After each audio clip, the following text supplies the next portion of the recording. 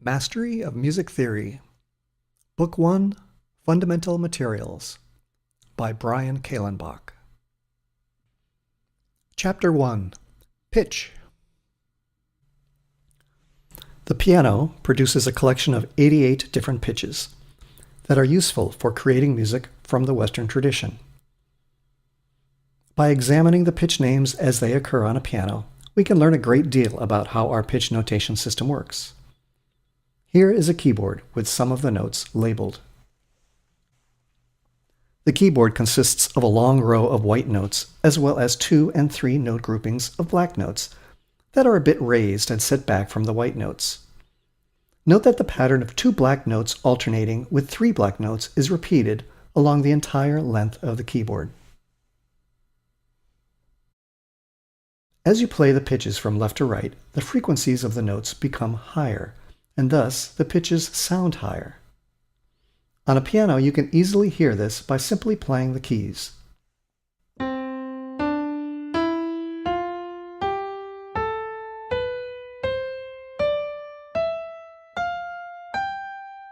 But you can also see it by examining the strings inside. Note that the strings get progressively shorter from left to right. The long strings produce fewer sound waves per second, a lower frequency, and the shorter strings produce more sound waves per second, a higher frequency. As you can see, only the first 7 letters of the alphabet are used, from A to G, when naming the keyboard notes, and these letters of the alphabet are then repeated over the entire keyboard. Careful inspection shows consistent labeling of these letters. For instance, the letter C always appears on the white note immediately to the left of the 2 black note grouping.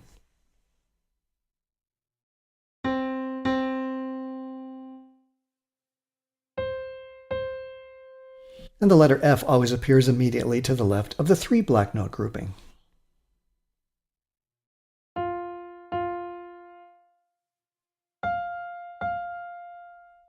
Perhaps the easiest white note to identify in relation to the black notes is the note D, which is always found in the middle of the 2 black note groups.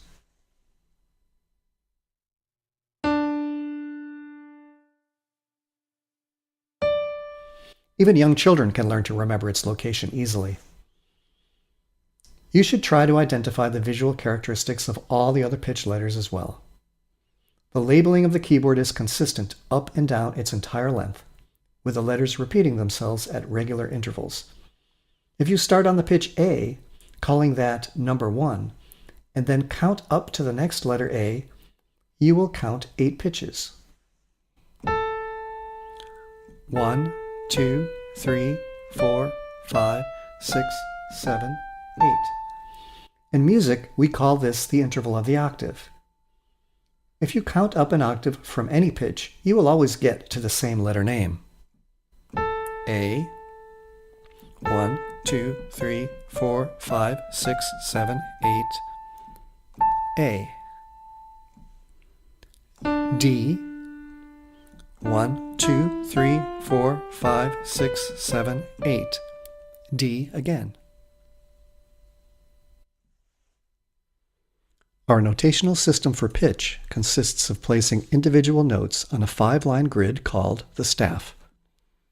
Both the lines and the spaces between the lines are meaningful locations on the staff, so we should learn to identify them both with numbers.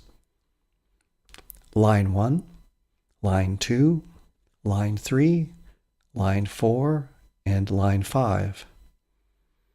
Space 1, space 2, space 3, and space 4. Before placing individual notes on the staff, we must label one of the staff lines with a letter name. This is done by placing one of the 4 standard clefs onto the staff. Once we label one of the notes on the staff, the others can be easily deduced. With a little imagination, you can recognize the clef placed at the beginning of the staff as a fancy letter G that seems to swirl around line 2. This is appropriately named the G clef. It is also called the treble clef to indicate that the pitches are in a somewhat high register. Instruments like the violin, flute, and trumpet read notes using this clef. With the second line now identified as G, we can identify all the other lines and spaces. Remember, both lines and spaces are meaningful on a staff. As we move upward from a line to the next space and then up to the next line, the pitches get higher and advance to the next letter of the alphabet. Similarly, when we go down, the pitches get lower and move backwards through the alphabet. Also remember that only the letters A through G are used, so that when we advance to a higher note than G, we must restart the alphabet on A. Let's look at another clef. The F clef is also called the bass clef because it indicates notes that are in a relatively low register. Instruments like the trombone, tuba, double bass, and cello read notes using this clef. You should try to visualize this clef as a fancy letter F that points to the fourth line on the staff. Once F is identified, all the other lines and spaces can be deduced, just as you did with the G clef. The placement of both the G clef and the F clef are always consistent. That is, the G clef always points to the second line, and the F clef always points to the fourth line. However, the last clef we will learn can be found in two different locations, as shown. If possible, try to visualize the C clef as the letter C, even though it may be odd to view it this way. Keep in mind that these highly stylized renditions of these clefs evolved very gradually over time, and our modern notational system is a culmination of a very long history of musical notation that started in the middle of the 9th century, or even earlier. The first C clef above is also called the alto clef, as the notes fit nicely in the range of the alto singer. Likewise, the tenor clef is so named because of its usefulness in displaying notes suitable to the range of the tenor singer. The alto clef indicates that the third line is C. Actually, the exact note designated is middle C, the note that is found roughly in the middle of the piano keyboard. The tenor clef places middle C on the fourth line. The grand staff is a system of two staves that include both the G clef and the F clef. It is used for instruments like the harp and the piano, and it is also useful for us so that we can better understand the relationship between the clefs.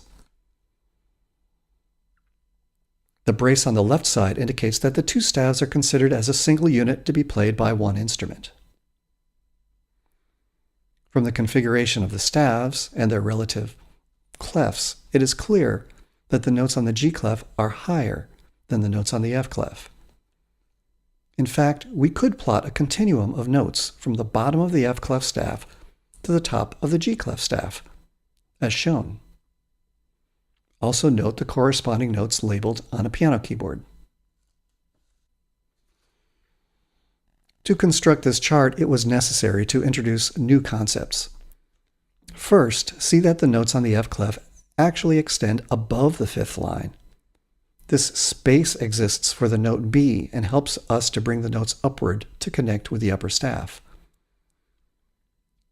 Likewise, the notes on the G clef extend below the first line and provide a space for us to write the letter D. To extend even further, a ledger line is drawn above the fifth line of the F clef staff. This short line accommodates only one note and is used to extend a staff either upward or downward.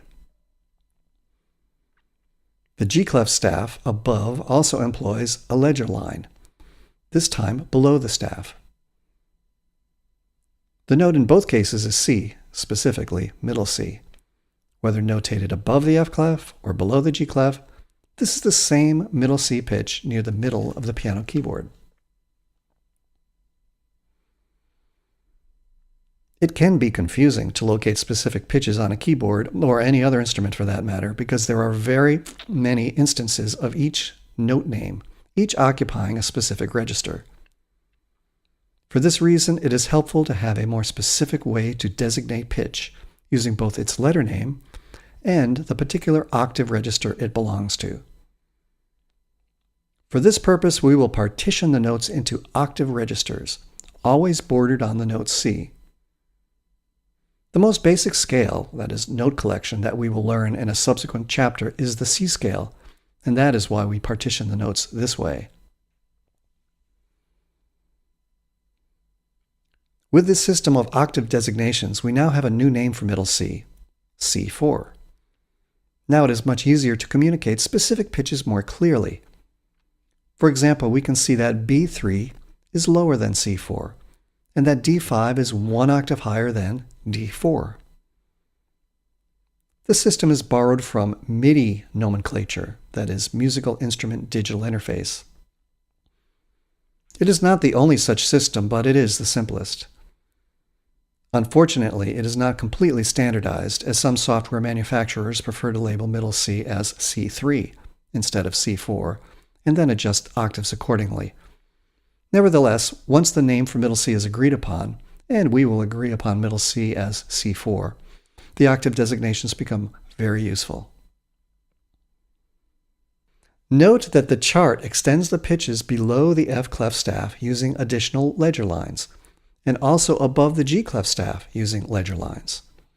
Actually, we can extend to several more pitches in both directions that are not pictured here by using additional ledger lines. Here's some more information on ledger lines. It is important to realize that several notes can be added above the F clef staff by using ledger lines. This is particularly useful when writing music for several bass clef instruments. For example, the trombonist can easily play a note as high as G4, but would prefer to see all of his or her notes in the bass clef. This example shows a practical group of notes that can be played by many bass clef instruments. These pitches start with the space above the staff on B3 and then extend above middle C as high as G4. Middle C is always a good reference point, especially when comparing notes in different clefs. For example, the same pitches that you're looking at could easily be played by a clarinetist, but he or she would prefer that all the notes be written in the treble clef, as you're seeing now. In fact, the clarinetist can play notes even lower than this, but by tradition, they would be notated in the G clef.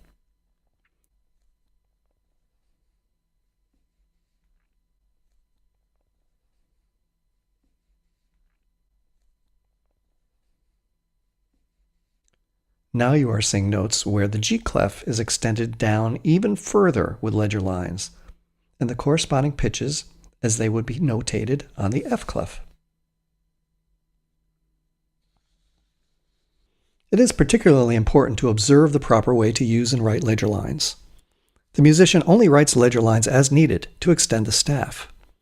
It is similar to building a little ladder to extend the pitches upward or downward. It is incorrect to write extra ledger lines if they are not needed.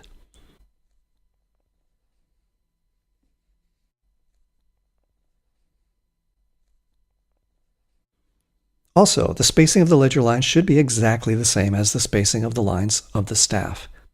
Here are some common mistakes. In this example, the note to the left, the D4, is written with an extraneous ledger line below it. This is not necessary, as the pitch has not extended far enough below the staff to warrant that line. The correct notation is given to the right. A similar example is shown here in the F clef. In the next example, the A5 pitch above the G clef is very ambiguous because the spacing of the ledger line is much larger than the spacing of the lines in the staff. The notation to the right is much more clear and accurate. And here is a similar situation in the bass clef.